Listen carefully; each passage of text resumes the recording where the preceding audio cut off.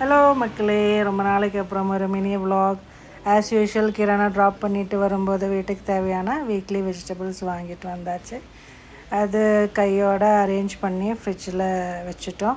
நான் போர் அடிக்காமல் இருக்கிறதுக்கு ஒரு சின்ன மூவி பார்த்துட்டு இருந்தேன். எந்த மூவின்னா, மலையாளத்தில் தொடரும் மோகன்லாலோட ஒரு மூவி வந்துச்சு இல்லையா, அது ஃபோன்லேயே பார்த்துட்டு தான் இந்த வேலையெல்லாம் பண்ணிட்டு இருந்தேன். ஆக்சுவலி அது ஒரு நல்ல மூவி பார்த்துட்டு இருந்தனால தெரியல, 1/2 ஹவரில் முடிய வேண்டிய வேலை 1.5 ஹவர் ஆயிடுச்சு. அதுக்குள்ளே லன்ச் டைம் வந்துடுச்சு. சிவாவும் சாப்பிட வந்துட்டாங்க.